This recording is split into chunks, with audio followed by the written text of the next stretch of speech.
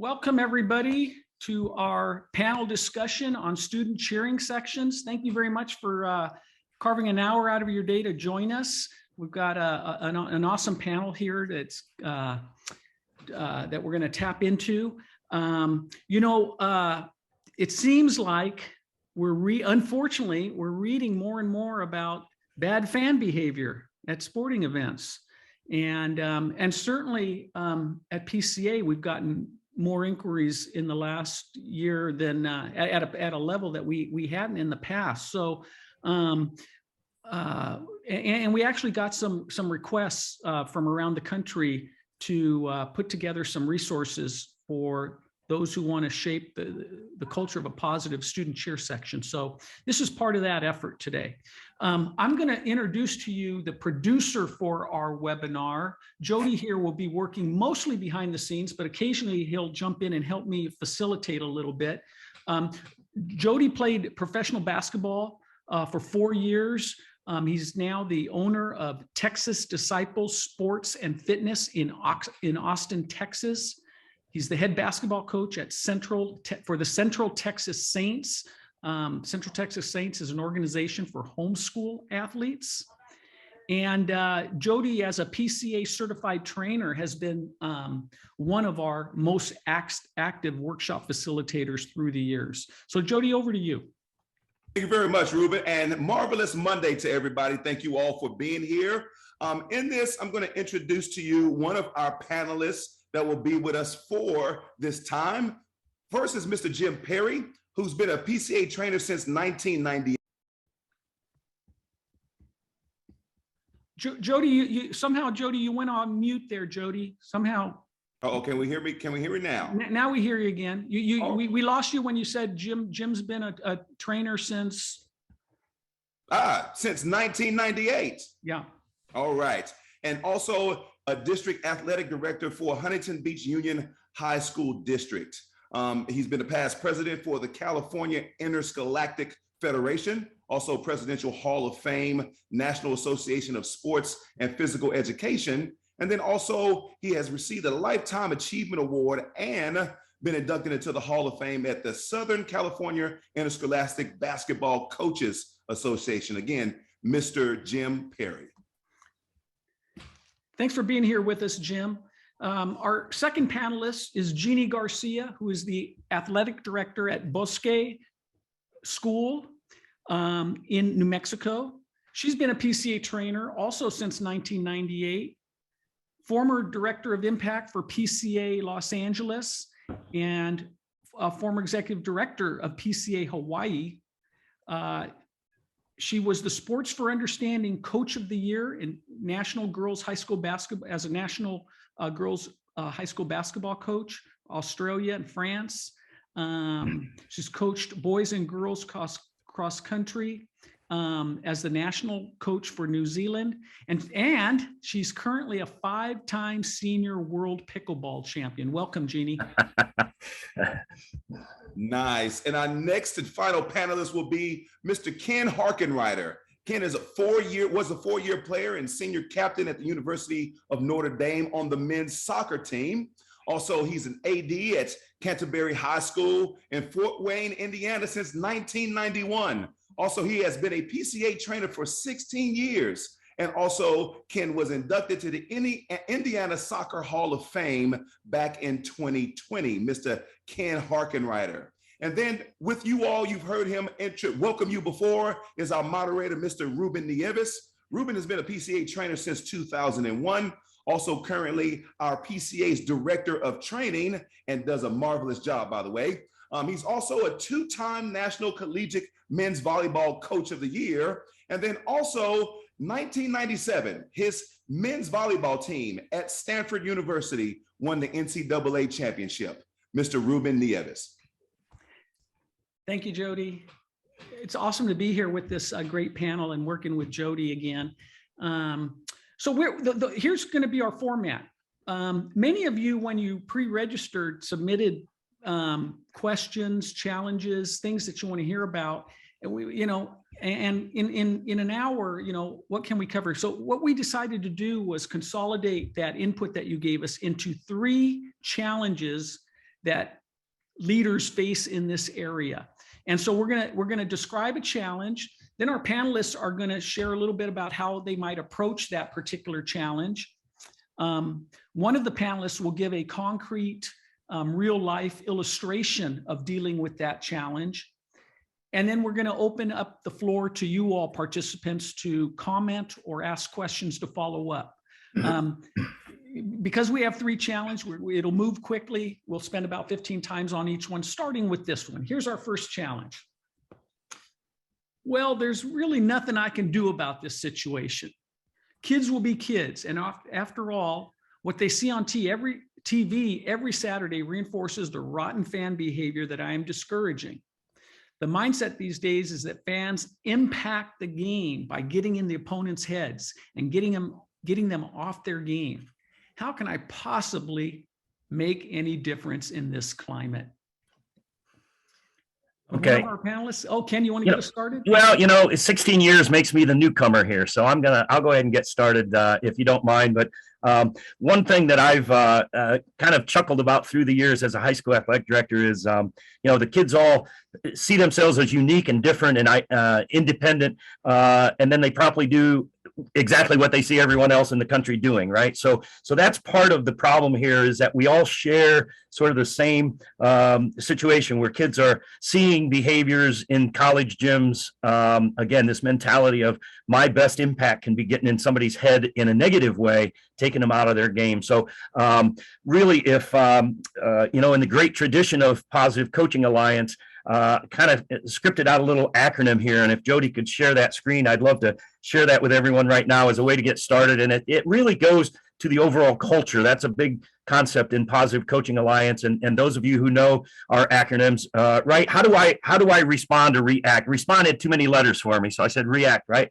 The first one, obviously, the R for relationships, right? The relationships you form with your student body, predominantly your athletes, right? Remember, your athletes, you have a little bit of extra tie-in and connection with, and so foster those relationships and give them the right information and the right guidance to steer them where you want to go. And that sort of leads into the E, which is expectations, right? Being very clear about how you want the school and your teams to be represented. You are the face of the athletic department as the athletic director, and setting those expectations allows you to really, again, guide and direct those students to do the things you want and need them to do.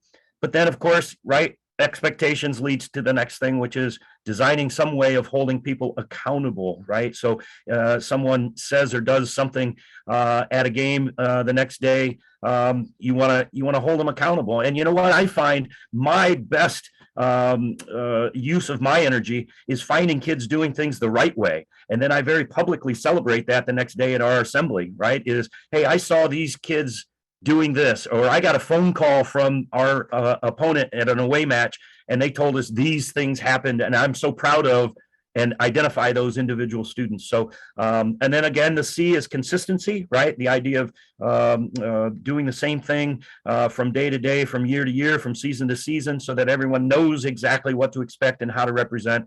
And then the T is just like we encourage everyone to do in every situation, which is creating that team sort of sense of we're in this together and everybody has a role to play. So that's my first stab at it. And last point, and then I'll turn it over to someone else. But the beauty of this acronym is you can create things that maybe fit your own school community even better. So maybe a second one, and we don't have a slide for this, but the R could be respect, right? And you talk about that concept. Maybe E is for empathy.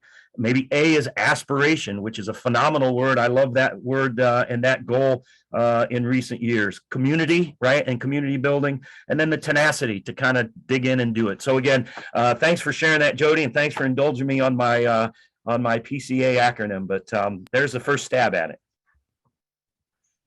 Thanks for getting us started, Ken. Jeannie or Jim, would you like to add anything to that? Go ahead, Jeannie. Go ahead, Jim. What's that? Mr. Perry, you're on the floor. Thank you. Ken makes a lot of really good points. It makes a lot of sense that I think that we have become so accustomed to just throwing our hands up and saying what we can't do anything about it. Well, the fact of the matter is we can. The fact of the matter is it's hard work, and people don't want to work hard. They're looking for an excuse to just let things happen. And that's on us. That's not our kids' fault. That's on us. That's a lack of leadership and accountability on our part. I think that in his idea of the reward for quality student behavior, I know we were doing the same thing for a number of years where we just had a bunch of T-shirts made up that referred to our kids as being great fans. And I'd see kids on campus, our administration would see kids on campus hanging out with their friends, and we'd go give them a T-shirt and thank them for being a great fan and being a great supporter of our athletic program. And we got to the point where we would start rewarding our parents.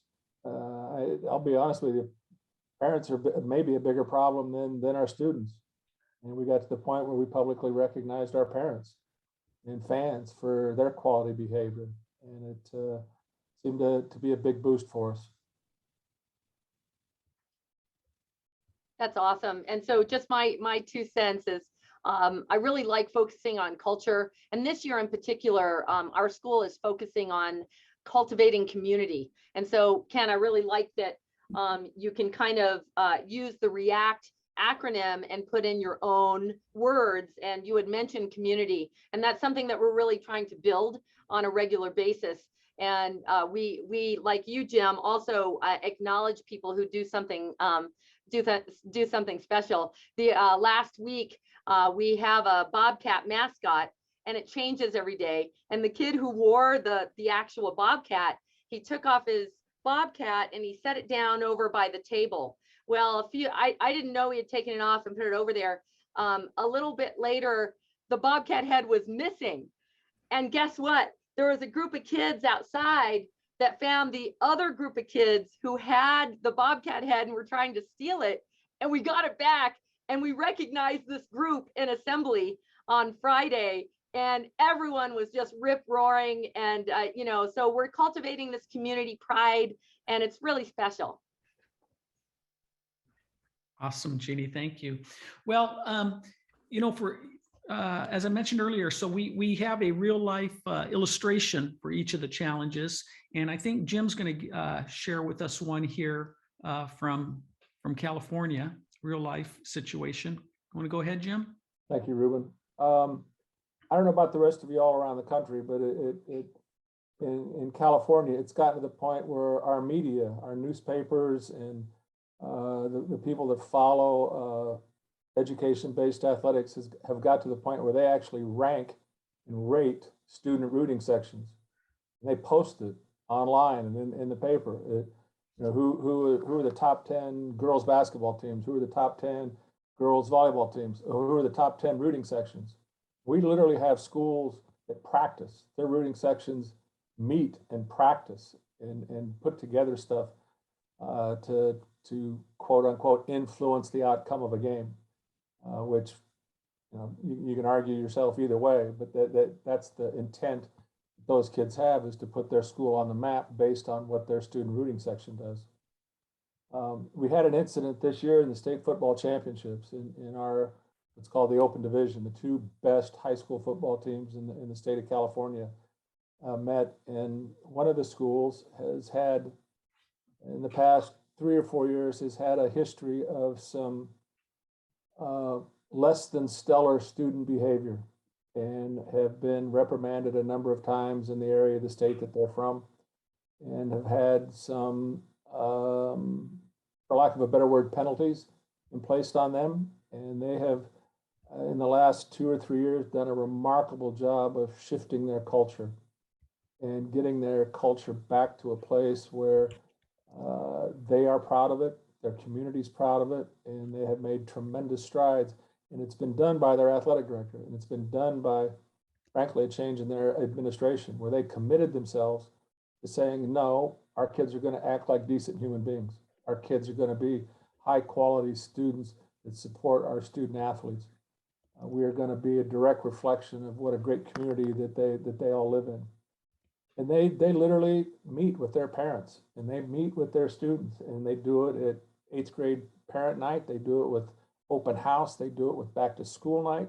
And they make those expectations of kids' behavior very visible to them. They make their expectations of what adult behavior is at games very visible. And they've got consequences, frankly. I mean, they have removed students from games. They have removed parents from games. And all it takes is for one of it to happen, because the second somebody starts to get removed, there are 5,000 cell phones recording it. And when they all get done, 5,000 people hit send all, and all of a sudden, your campus is a hero. That's the last time it happens. But the state football championship game, this team, like all championships, there are constant reminders about please stay in the stands at the end of the game because of award ceremonies, blah, blah, blah, blah. Well, as the game gets toward the end, it's really obvious. These students, they're going to rush the field. They've seen it. They've watched it on TV. They know that if they do it, they're going to be on TV. And they all start pushing down out of the stands down toward the front. And it gets more crowded and more intense. And we're all kind of watching this. And their AD is the big gentleman. He's a former college football player. He just slowly strides over, just staring at his rooting section the entire time he walks. He gets across about halfway across the track and he just stops. And he just glances and stares at these students. He just kind of raises his hand. He goes, he's just shaking his head and you can read his lips. He goes, no, y'all are staying there. You're not going to embarrass us. Act like you're supposed to. That was it. Done. They all kind of got back up, moved back up in their seats. Problem solved. They knew that they had the expectations. They knew that if their expectations were not met, that there were going to be some issues. And their school had the courage and the fortitude to just step up in front of everybody, parents and everybody, go, no, we're not going to act that way. We're going to take care of business. We're going to be high quality citizens. We're going to make our community proud of us. And everybody in the stadium knew. And it showed all of us around the state how far they've come in the last 2 years in their shift in culture, simply because administration and their athletic director and their coaches and their community, and more importantly, their kids, have all bought into it. They just have to be reminded every once in a while. Thank you for that, Jim. Appreciate that. Let's go ahead now. Let's see if any of our participants here want to come off mute and comment on challenge number one, or ask a follow-up question to challenge number one. You're invited to just come off mute. You could even raise your hand if you want, but you don't have to.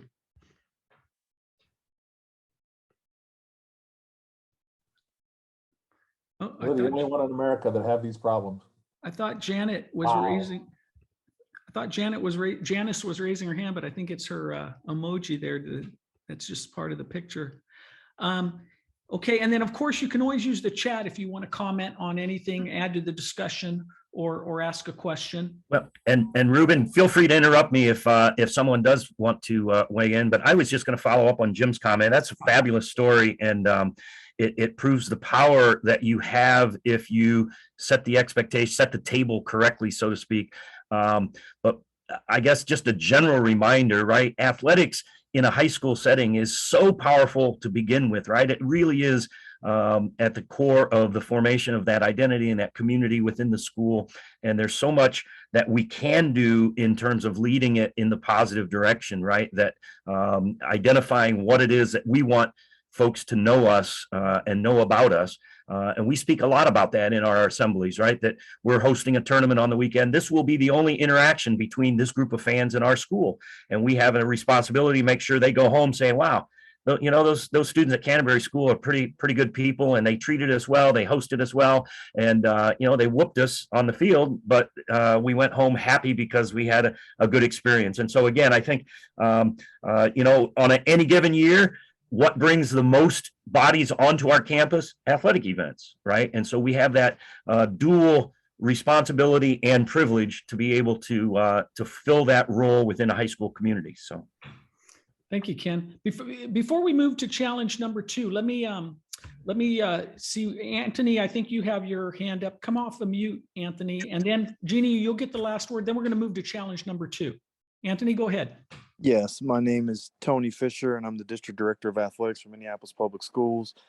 And one small thing that we do, we've essentially created an index card. And on one side of the index card, we have our mission and vision and purpose statement. And then on the other side, we have fan expectations, or behavior expectations on the other side. And so essentially when there's a student athlete, or excuse me, a student or a fan, spectator, whatever the case may be, that's kind of getting out of line, instead of engaging them and creating a situation, we just walk up to them and hand them that index card and then walk away. Now, again, they could throw that index card all over the place or whatever the case may be, but it's known amongst our student sections and our parents that if I'm specifically walking up to you to give you that card, you're doing something that falls outside of what we expect of you. And that kind of draws attention to those that are doing something outside of what it is that we expect.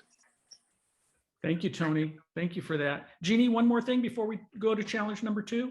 Sure, I love that, Tony. That reminds me of our parent pops that we used to have, where you just walk up to someone and here you go. So that's a nice tip for everybody. My question is back to everyone else. I'm wondering, in Jim's scenario, are you the person that can give the stare and the kids behave, or do you have someone else in your group, on your team, in your school community that is that person that can really command that kind of respect? I mean, how many of you are that person?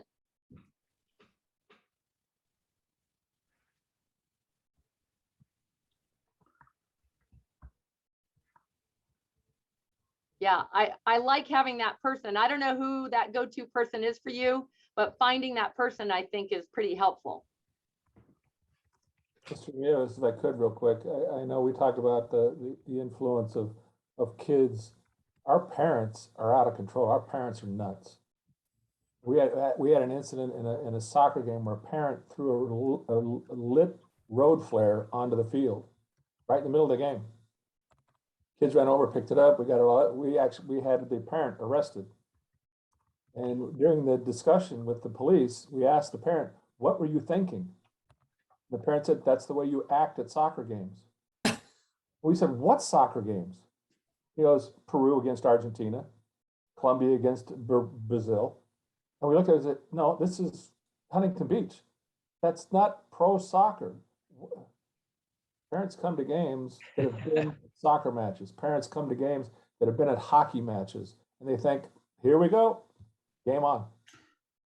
Well, part of any PCA training involves setting expectations and making it clear that, that the culture here is different than professional, the win at all costs business, multi-billion-dollar professional sports. I'm going to move us to challenge number 2. And actually, Jody, do you mind reading challenge number 2 to the group?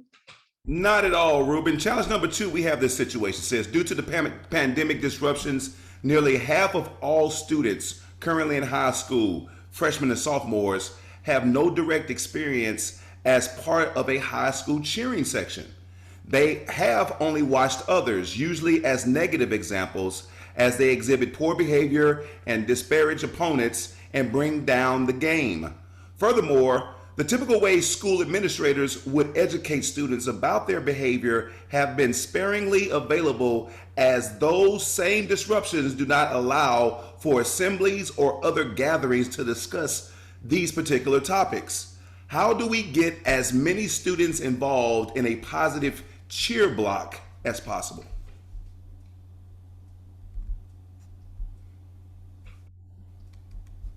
Panelists? Jeannie, you want to start us this time? Sure. Should I go ahead and start, Ruben, or do we want to get some panelist input? Oh, that's what I meant. You have some input, or you want to bring the real? I can take a stab at this. The first time is, I think as I put in the chat, I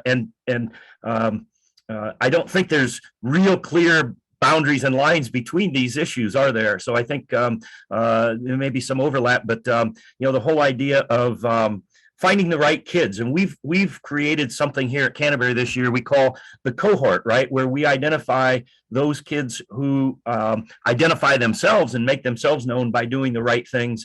And again, as Jim and Jeannie both shared earlier, reward them both in terms of recognition, but also with some, right? You can't go wrong with gear and swag, right? So whether it's t-shirts or sweatshirts or whatever, something they can wear around to identify themselves.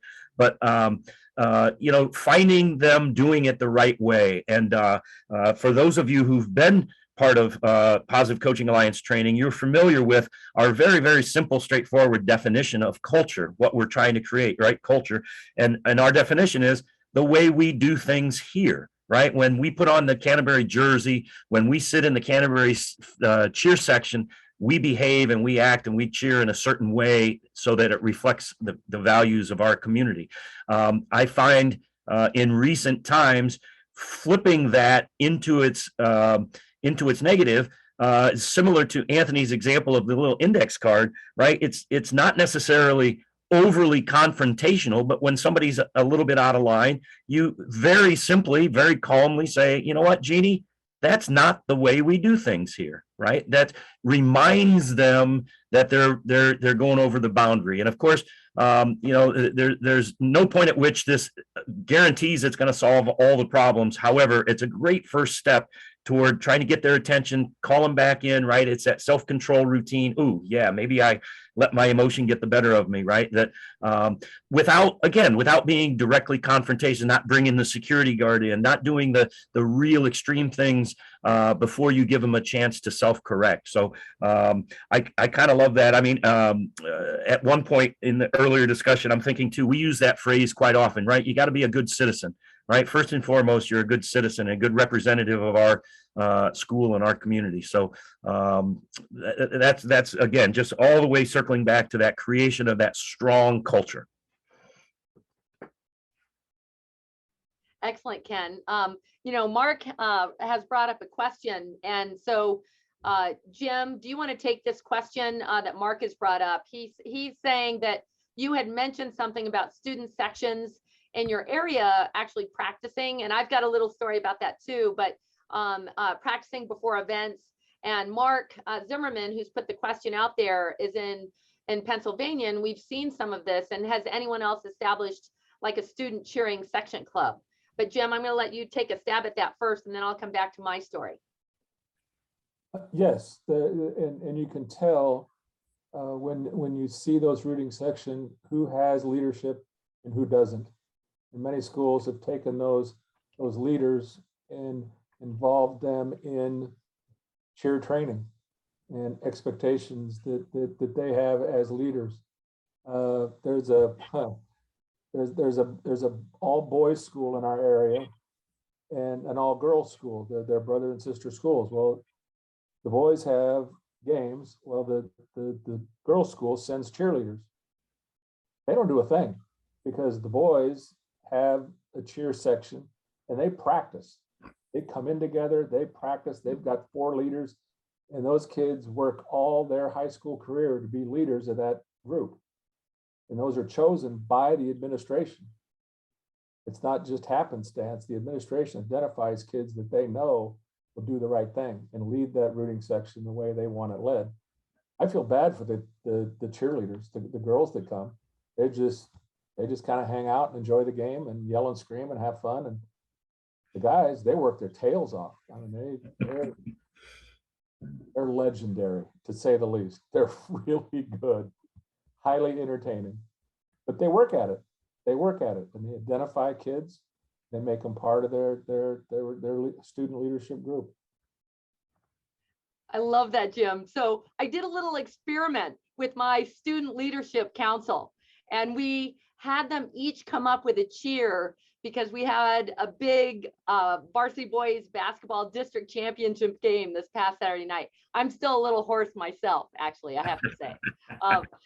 But each team came up with their own cheers at the game. And it worked like so beautifully. We don't have a cheer team necessarily. We don't have that, but being able to have the student leadership come up with their own cheers And we had 12 different cheers, which, you know, we did at any point in the game. And we looked solid. We looked like we were together. We looked like we were just rocking the whole side of the gym. And it was just, I was so elated and so proud. And one of the cheers was, I led one of the cheers where I would just yell, "Go," and the whole crowd would just yell "Bobcats," right? And so I just stood up and I'd go, "Go," and everyone would just go, "Bobcats," you know, and it was just fabulous. And so that only happened because of the student leadership group who came up with all the different cheers. And then we did the appropriate cheering at the game, and it just worked out beautifully. So, oh, bless you, Nicholas. Okay, anyway, so that's my little story about how we were able to make a cheer section with our whole crowd, with our student leaders actually coming up with the cheers. It was pretty sweet. And along those lines, Jeannie, we've tried to kind of my sort of opening comment that, you know, kids, oh yeah, hey, we're different from everybody else, and then proceed to do exactly what everyone else has done. But we've tried to gain some inroads in terms of challenging the kids to be really creative, right? What are you trying to achieve by the cheering that you're doing? Then be really creative in either your gestures or what your language is. You know, anybody can just you know, boo somebody or do the same old. Be creative and come up. I love that idea that you had 12 different cheers that they've all created. So again, we're trying to put that same challenge into their heads, to be unique and to genuinely be different. Yeah, I forgot to add. So we had our student leadership meeting on Wednesday, and then we have our morning meeting where the whole school gets together before school begins. And so then we practiced the cheers at our morning meeting. And even my head of school, the principal, came over to me and said, "We've never had that much spirit at a Friday morning meeting like that," right? So we practiced a little bit in our morning meeting before we went on stage on Saturday night. And it just, I was just, it was all the kids. The kids just did a beautiful job. Well, let's take a moment. Oh, go ahead, Jim. And then I'm going to open the floor up again. Go ahead, Jim. It's vital that you get your administration to buy into this, and that they're on board with what it is that you're trying to do as far as shaping and guiding your culture. In Jeannie's school, I know I've been there, and they've got a tremendous culture. And that whole idea of getting the head of school involved. There are a number of schools in our area and in California where their principals are legendary cheerleaders. Once or twice a game, the principals will go over in front of the student rooting sections and lead a cheer, and the kids freaking lose their minds. And it's all just great fun. It's all straight out. It's all positive stuff. Root for your school, your teammates. But these principals, there's about a half dozen of them around the state that are flipping rock stars. Every time they walk in the gym, you can just hear the kids, "Come on, you know, come on, it's your turn, it's your turn." It's that kind of buy-in from administration sends a huge message to the way kids act, the way parents act, and the expectations that culture has for those particular schools. Thank you, Jim. Well, let's take a moment. Again, feel free to open up your microphone if you have a comment or question about pandemic disruptions having complicated, you know, our efforts here to shape a positive cheer section culture, or you can use the chat if anybody wants to put in a comment or question into the chat. Either way.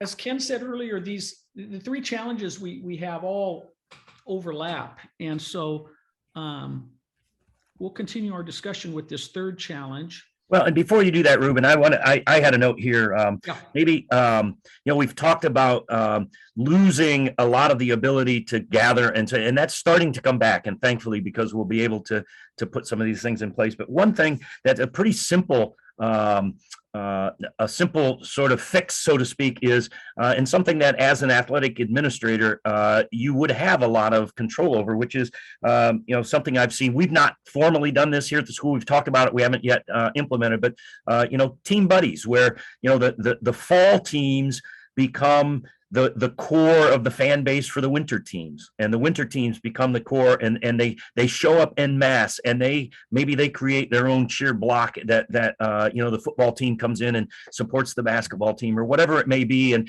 maybe there's some within your own school, there's some easy direct connection that already exists, right? The boys tennis supporting the girls tennis teams, and so again, a little bit more scripted, straightforward way that you could implement pretty quickly to say, hey, you know what, you pull those guys in, and again, you have a little more of their ear because they're within your department and they're athletes already, and right, you can maybe sway them a little more quickly than the general school population and say, all right, you're gonna, these 4 game dates, you're gonna come in mass and support the girls team, or whatever the case may be.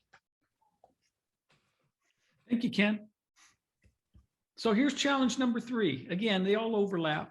Challenge number 3. Unfortunately, we've been hearing about more incidents of racist spectator behavior.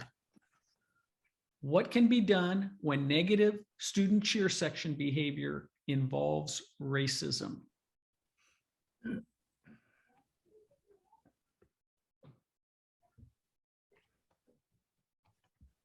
Any of our panelists want to get started?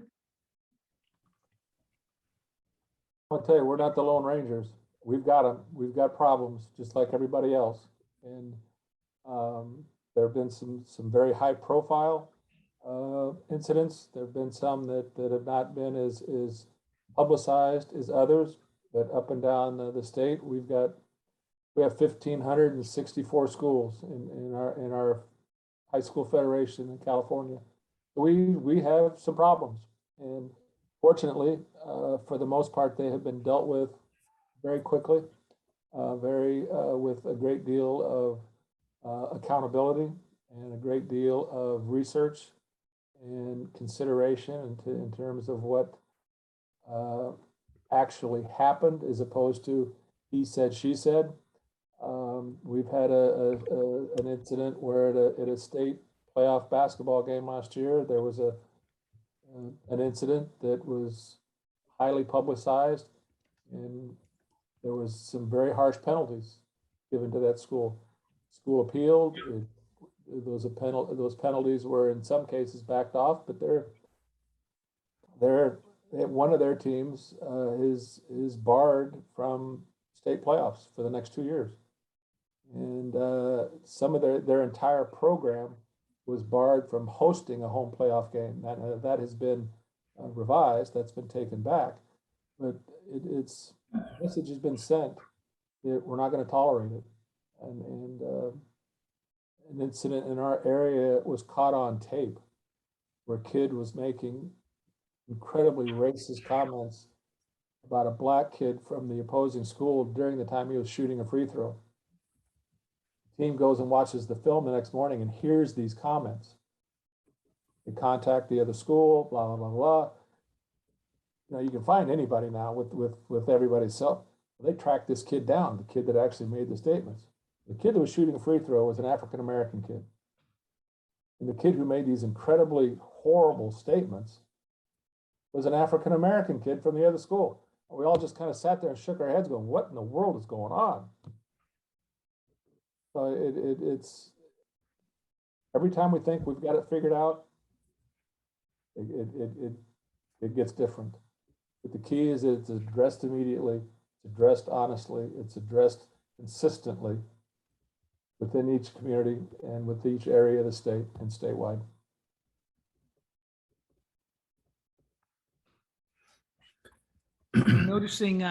I'm noticing Kenna's chat message here. When racist things happen, I always feel encouraged when athletic departments, coaches, and student leaders post on social media, being transparent about what happened and expressing their intolerance for these racist actions, saying the consequences and stating the consequences and expressing support for the students who have been harmed.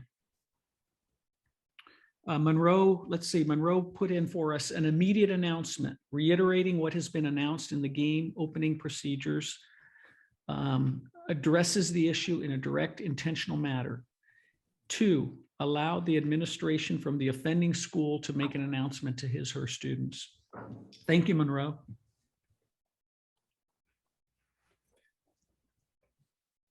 Well, again, responding somewhat to all of those three commentaries, I think unfortunately we've all seen an increase in the prevalence of these issues.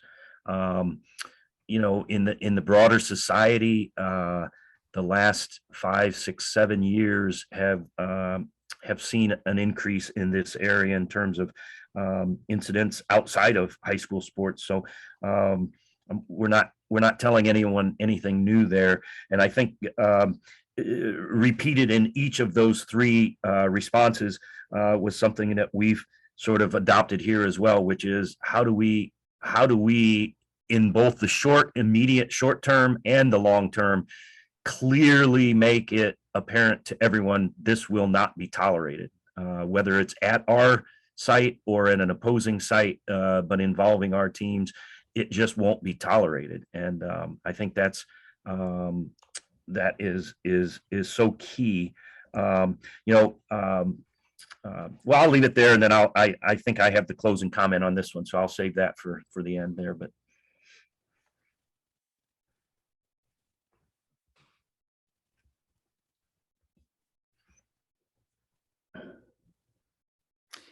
okay, again, I want to open it up to everybody. If there's, I know we've got some folks commenting in the chat. Anybody want to ask a follow-up question or share your own example before Ken gives us a real life example of his own?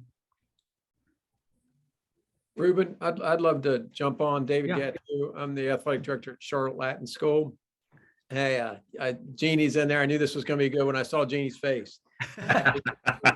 See you. You know, so we have a strong culture, and you know, while we haven't been without our own challenges in terms of student section behavior, our kids are really good, and I'm really proud of them for that.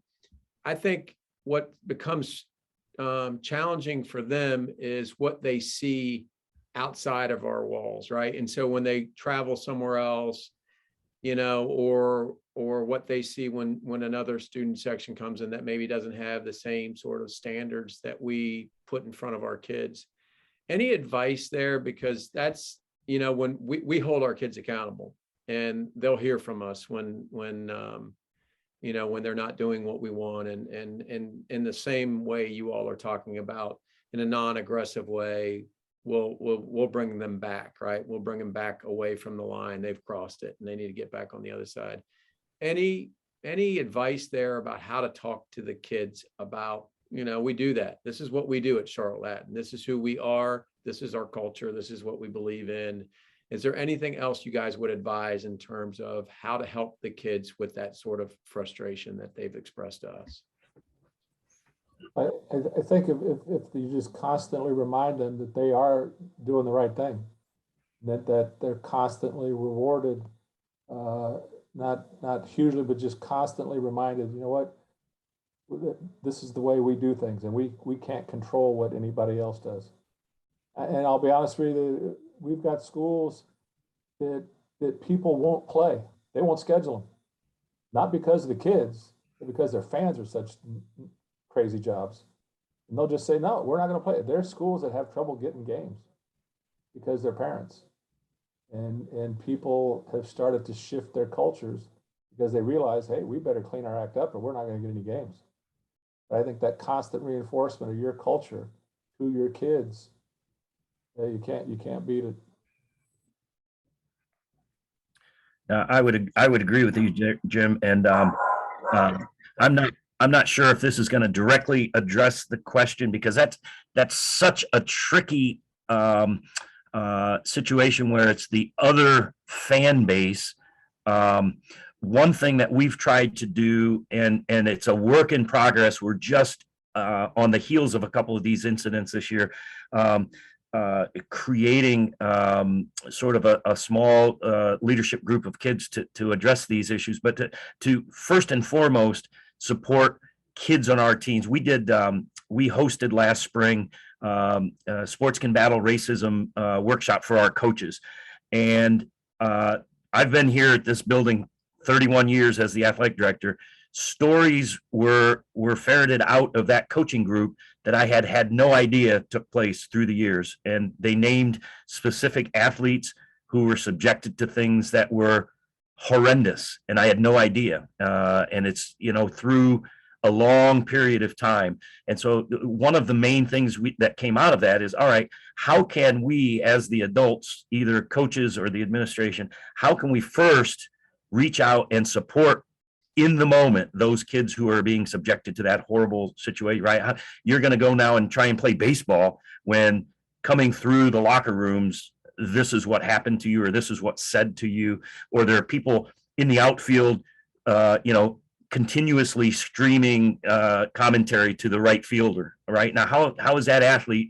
And I jotted this phrase down, something that's been really, really powerful for me in the last couple of years of doing this job is, right, our job and our role as both coaches and ADs to really put together a situation and an experience that is positive and beneficial to each and every athlete. And those are, I would propose to you that those are two different things for each athlete and for every athlete. And that became really clear to me. We let these kids down through the years, right, where they were subjected to things, and you can't fix everything. You can't be aware of everything. But that's our goal right now, is to create this group of students who perhaps could be closer to the moment, to be able to have some tools and some strategies, at the very least, support your teammates in the moment when they're being subjected to these sorts of things, and then report, and we follow up and do some other things after the fact. But I think that's our first stab at that. And again, for whatever reason, and we all probably have a couple of ideas about where this is coming from, but boy, it sure seems way more prevalent now than it, although maybe it's just because there's more light of day being shed. Because again, I was really disheartened at the end of that workshop last year to become aware of how many of those things that coaches were sharing in the past.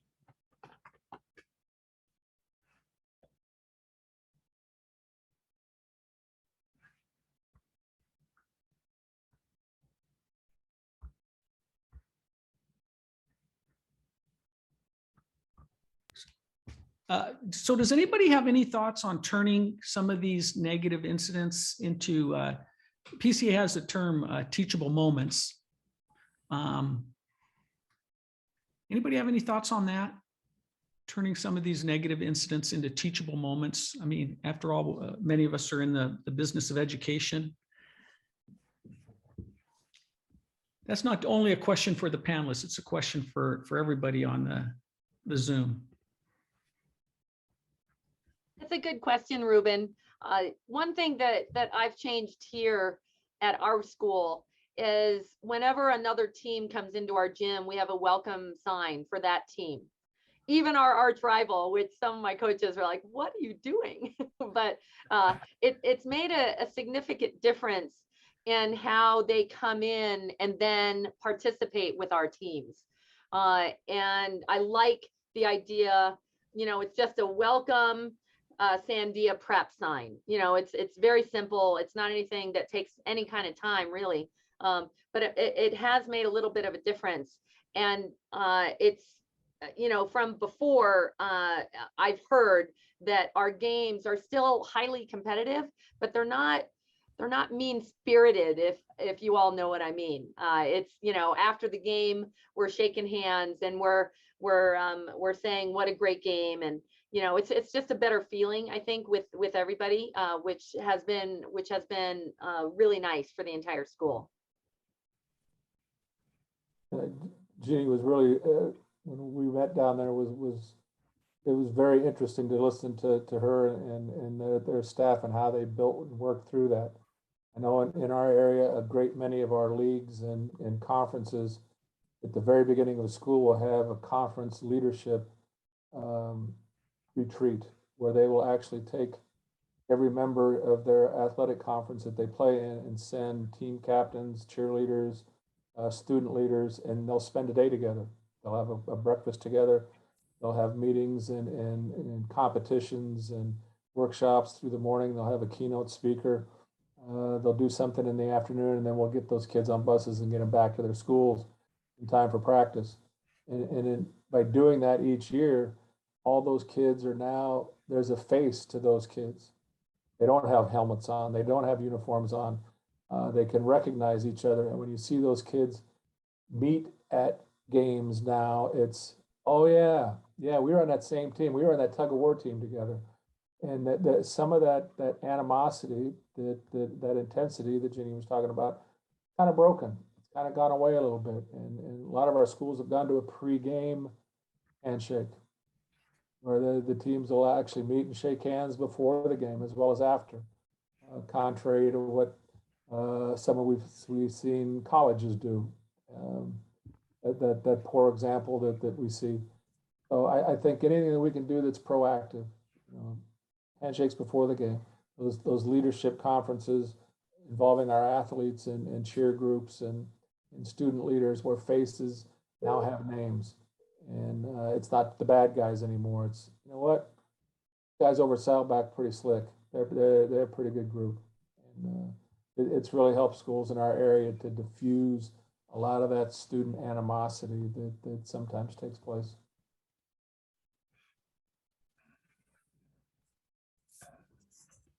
Ken, were you going to give us and some of the suggestions have already kind of been thrown out onto the table, so I can sort of summarize. And I think to Jim's point earlier, this is a moving target, and certainly it's a long-standing challenge among adolescents to try and get away with it, right? Let's see if we can be really stealth and try something that the adults won't even know what's going on. And that happened. I feel it's amazing to me because it unfolded right before our very eyes at a basketball game this season, where the opposing students all came in wearing Burger King crowns, and we thought, oh, well, gosh, that's interesting. They all stopped at Burger, and okay, they're making believe like they're little kids again, whatever. Well, there were 2 or 3 instances through the course of the game where they were pretty direct and sort of implying and not real blatant about it, but directed towards our players of color. And we're a school that is, not majority students of color, but we do have, it wasn't just the African-American students. We have some Indian players of Indian and Asian descent.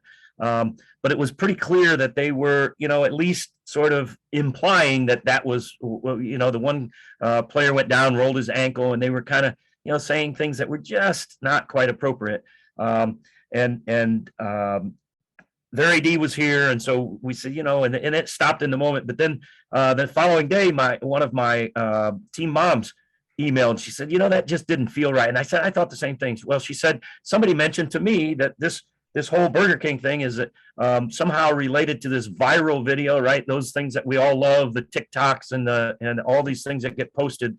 But where this gentleman was on a flight and he had the Burger King crown on, and he went off on a horrendous racial rant. And this was their stealth way of sort of being symbolic and stealth in conjunction with that, and sort of identify. They knew the signs and signals where we didn't. And so again, being vigilant, we could all spend 24/7 trying to stay a half a step ahead of this social media stuff and still not get anywhere. Having said that, as much as possible, we are really, really fortunate.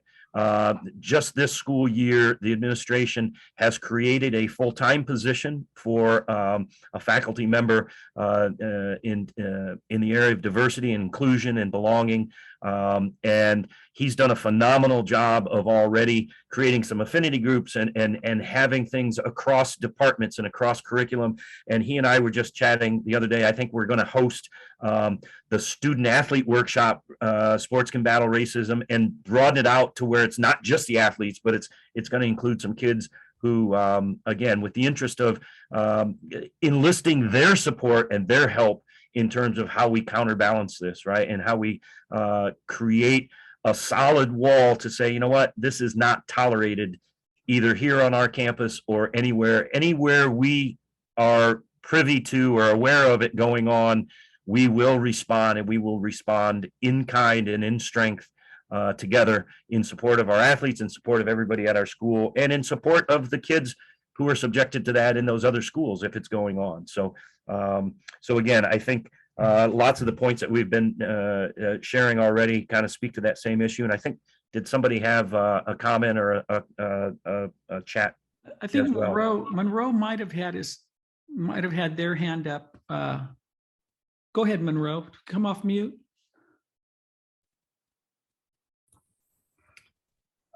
Good afternoon, everyone.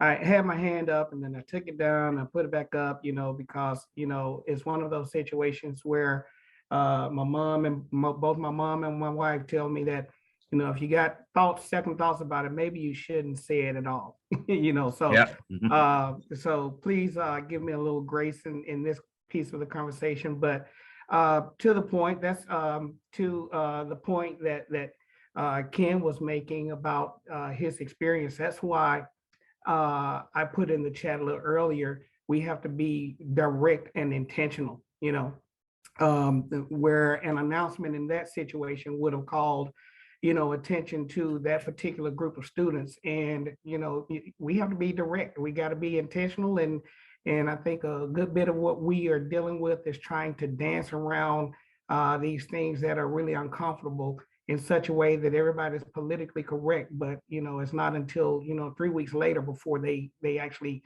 get the message. So we have to find ways to be more direct as far as that goes. And that kind of goes to, I think his name is Jim, what Jim said earlier about really being proactive. And if you're not proactive, you find yourself in a situation where you're saying, oh my gosh, I didn't see that coming, or I can't believe this isn't our community. We just don't act that way. We don't do those things or what have you. And we start searching for that teachable moment, which comes after we've all had that experience. So I think one of the things that we could really put in place, and I'm new in my position here in St. Paul, Minnesota, District Athletic Director, administrator for athletics here. But one of the things that's important to me is just we look at how we onboard. We look at our onboarding process. When we onboard our freshman class coming in, how direct are we in our expectations and our communications with the ninth graders coming in? If we leave it to the seniors to do the onboarding, that's going to be a bit of a hit and miss. So we have to capture that audience as soon as we can to ingrain our message into them, as well as onboarding with our coaches.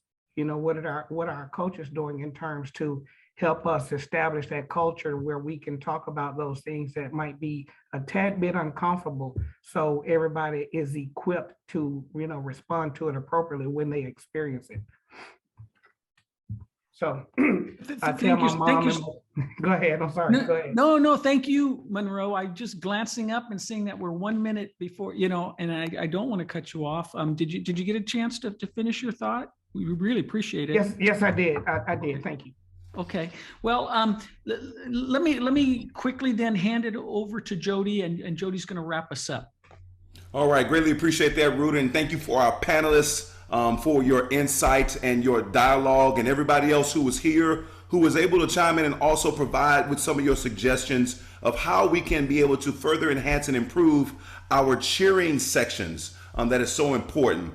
In this, I'm going to put into the chat a great resource for you all that you all can forward to your coaches and whatnot. It's our Pca Dev Zone site. It's a highly reliable resource. We call this the Google Sports search engine for youth sports. You could be able to have information for us, not just from an athletic director's perspective, from a coach's, a player's perspective, a parent's perspective. We also have a section for officials, actually. So that is a highly reliable resource. And again, we thank you for all that you do for your respective schools, your organizations, your parents, your community, and especially our students, which helps makes them the better athletes and the better people. On behalf of our PCA family, our panelists, Jeannie, Jim, Ken, and our moderator, Ruben, thank you all so much. You all take care, stay safe, and we'll see you all next time.